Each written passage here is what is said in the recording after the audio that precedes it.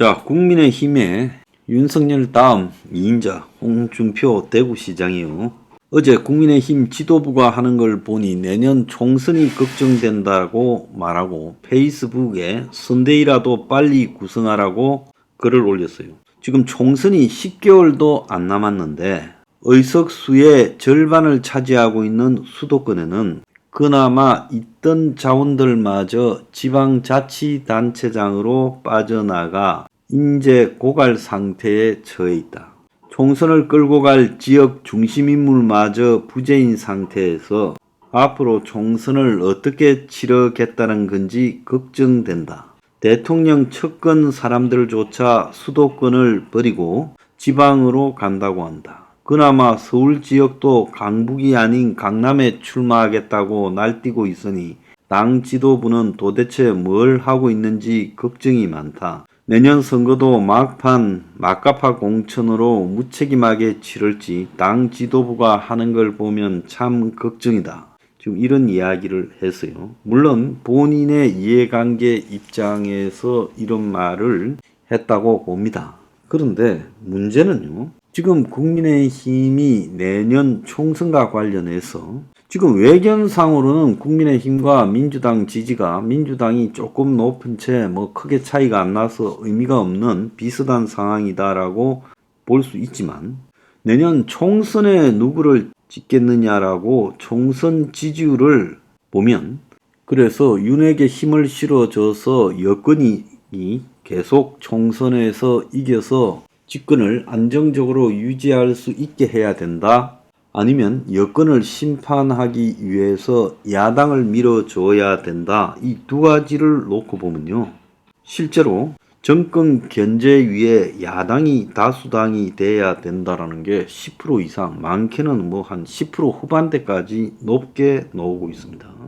자, 그런데 한편으로는 지금 내년 총선에 대해서 가장 우려해야 될 이 정권 입장에서 보면 그럼 아무 생각도 없이 홍준표 말대로 이렇게 약한 지도부, 김기현이가 약하다는 거는 세상이 다 아는 바고 최근에 김기현 아들이 코인 관련 벤처 회사에 일을 하냐 마냐 이런 걸 가지고 시끄러운 것도 있어요. 자, 그래서 김기현이 지도력이 없다라는 거는 세상이 다 알고 있어요. 그런데도 불구하고 여건이 뭔가 믿는 구석이 있어 보인다라는 거는 이재명에 대해서 얼마나 이 확실한 배척적 입장을 가지고 있는가. 이번에 중국 대사 싱하이미에 대한 공격의 배경에도요. 중국에 대한 입장이라기보다는 중국 대사를 침으로써 이재명을 치고자 하는 효과가 더 크게 있다고 저는 보고 있습니다. 그래서 중국 대사를 공개적으로 초치하지도 못하고 그야말로 중국 대사를 거의 기피 인물처럼 윤석열 본인 스스로가 이야기하면서요. 다른 한편으로 보면 그렇다고 중국에 대해서 이 싱하이밍을 갖다가 기피 인물, 그래서 페르소나 논 그라타입니까? 그래서 외교적 기피 인물로 지정할 거라고는 꿈도 생각하지 않아요. 공개적으로 초치도 못했는데 너무 기피 인물로 지정하겠어요. 그래서 계속 그냥 이렇게 싸움만 이어가는 거예요. 근데 그 논쟁에 대통령까지 가세했어요. 그것은 이재명이라는 자가 여당의 대표이자 유력 대선 후보였고 또 후보이면서도 중국 대사 앞에 뺏어서 그가 한국을 욕하는데 옆에서 앉아서 맞장구 치고 있다. 이 점을 겨냥한 거라고 봐요. 최근에 정자동 관련해서 호텔 허가 관련해서 압수수색이 들어간 거. 또 대장동 관련해서 천화동인 또 대장동 관련해서 화천대유 7호 백이 장가하는 그 부분에 대해서 조사에 들어간 거. 그리고 또 백현동 관련해서 사업자가 구속된 거. 이런 것들이 다 이재명에 대한 압박과 긴밀하게 관련이 있지요.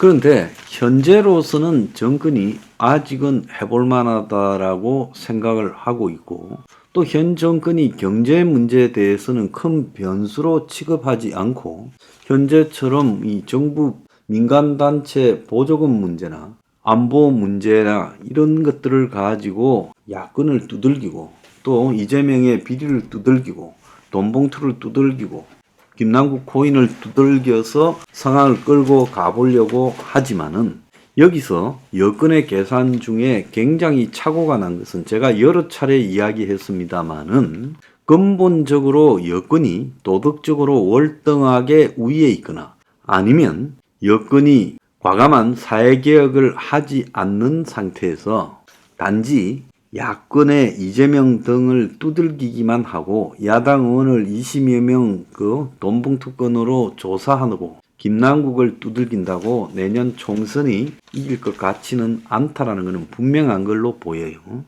그렇다면 지금 여권으로서는 내년 총선에 대비해서 검찰발 카드가 몇 개 더 있다 하더라도 그런 것들이 과연 터트린다 한들 2주 이상 넘어가는 폭탄이 되겠느냐? 쉽지가 않다. 어려울 거라고 보고 있습니다. 그렇다면 여건이 제일 잘하는 공격 카드가 사실상 무력화되고 효용성이 떨어지는 것이 입증이 되었어요. 최근에 보면 윤이 원칙 막말에 단호하다. 그래서 국무회의에서 야당의 인사 전 정부에 대한 비판 수위를 높이고 정치 성향과 무관하게 국가 정체성 확립이다. 부패 건절 의지다라고 말을 하고 있습니다. 이런 말들이 굉장히 잦아졌어요.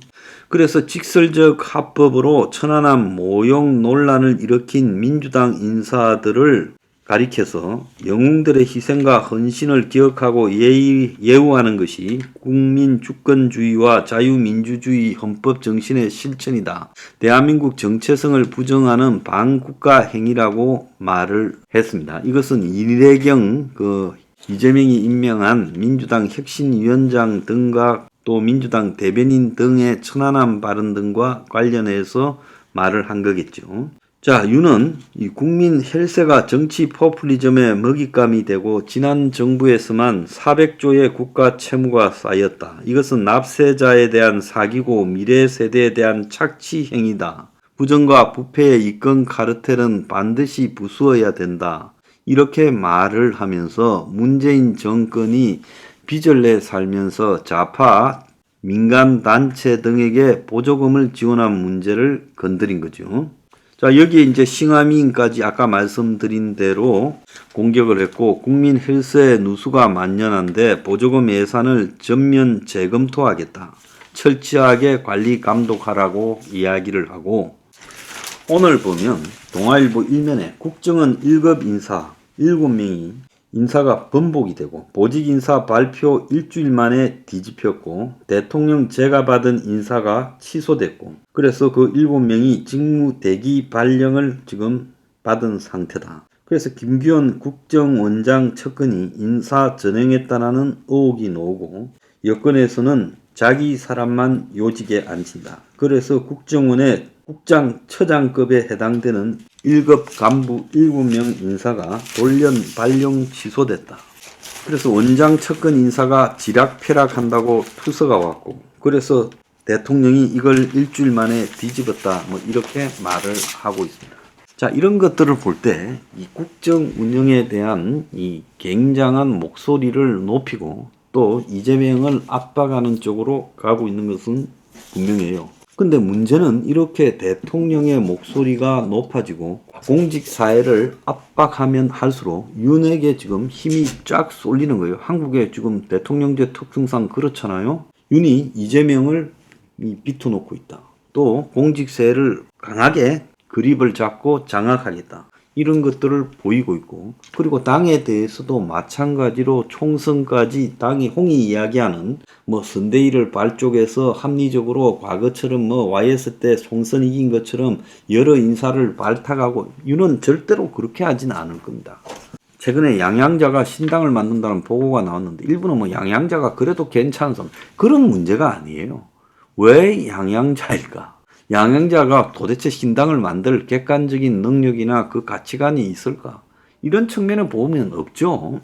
그럼 이건 뭘 의미하느냐? 결국 이재명을 흔드는 민주당의 다른 내부 그룹들을 자극시키겠다. 또 한편으로는 김종인 금태섭의 그룹과도 또 뭔가 내년 총선을 겨냥해서 판을 흔드는 일을 하겠다. 그래서 조금 더 가다가 내년 총선에 가망이 없어 보이면 제가 봤을 때는 개헌 시도도 본격화될 거라고 보고 있습니다. 그래서 개헌이라는 거는 지금 여당과 야당의 200명만 되면 개헌이 되잖아요. 여당의 한 110여 명은 개헌에 찬성할 거고, 그럼 야당에서 한 90명만 끌어내면 되는데, 현재 민주당 의원 중에서 이재명계 한 50명만 빼고는 충분히 끌어낼 수 있고, 특히 민주당 내 친문들을 다 끌어내면 그게 충분히 가능할 거라고 계산을 할 거라 보여요. 거기에 김종인 등 제3의 세력들, 새는 별로 없지만 자관 그런 사람들도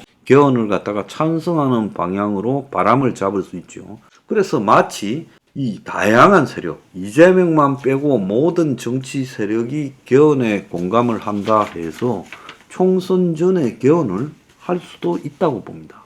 한 10개월밖에 남지 않았는데 10개월 만에 개헌이 가능하겠냐 하지만은 개헌에 대해서 지금 준비는 다 돼 있을 거고 하겠다고 마음만 먹으면 시도하면 되죠. 물리적인 기간은 한 서너 달이면 충분하다고 보고 있어요.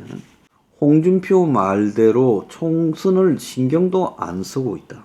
그리고 수도권 버리고 다 지방으로 가고 있다라는 부분 속에서, 그리고 선대위나 이런 것들을 발족을 안 하고 늦추고 있는 속에서 도대체 무슨 계산일까라고 봤을 때, 지금 국민의힘에서 과감한 여러 가지 개혁과 변화, 쇄신이 나와가지고 국민의힘당이 민주당보다 월등히 많은 지지를 확보하고 수도권에서도 이길 수 있는 지지를 확보할 거라고는 전혀 예상이 되지 않고 있고, 또 윤이 이런 강한 대사회적 발언을 하고 또 이 공직사회를 강하게 장악한다고 해서 선거가 이길 거라고 보여지지도 않는다는 겁니다. 그렇다면 지금 판을 갖다가 흔든다. 그래서 개헌으로 판을 자체를 바꾸거나 아니면 판 자체를 바꾸지 않더라도 그런 논의를 하는 과정에서 야당을, 이재명을 빼고 남은 야당을 만들어서 일종의 이 복수 야당을 상대로 단일 여당으로서 총선에 이기겠다. 그런 어떤 이 판을 만드는 부분에 윤이 굉장히 집중하고 있는 것 아닌가. 저는 그렇게 보고 있어요. 자기들끼리 생각하는 판이 있을 거고, 1차 목적은 개헌이고, 개헌이 불가능하면 개헌으로 가는 과정에서 만들어진 파트너를 야당 파트너로 하겠다. 자, 이런 계산이 없이는 이런 지금식으로 밀고 가는 것은 굉장히 무모하지요. 이동관이를 방통위원장 앉힌다고 방송이 장악될 것도 아니고요. 정권이 궁극적으로 판을 갖다가 움직이려고 하는 거 아닌가. 저는 그렇게 추정을 합니다.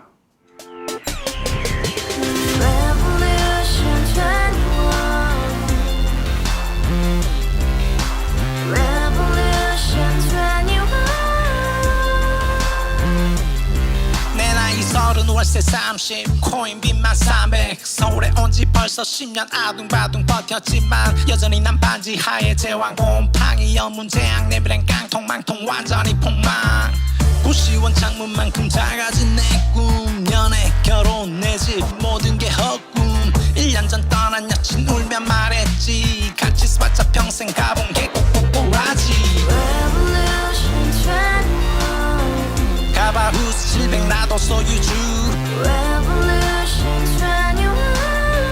가바후스 700 나의 소주 택시기사 우라부지 마트캐셔 울어무니 우리 집안 다 털어봤자 후줄 그래 개선민 내 미래 거기서 팍 끝난 거지 팍 더 이상 노력 따윈 괴물이 스펙 찾아 쌈말리 비오는 날 알바 잘려 맨날 학원 날 개쳐 발려 밤비 내리는 양화대교 홀로 걷고 있을 때 현수막에 아로 새겨진 평당 700짜리 아파트 다같이 소리 질러 혁명 21 가바후스 700 나도 소유주 가바후스 700 나의 소주 Together in the house, brand new day, and your dream had just begun. Revolution 21, only hope and happiness. 너의 곁에 내가 영원히 함께. 지금까지 정치인들 입만 열면 찝찝찝 개소리 멍멍멍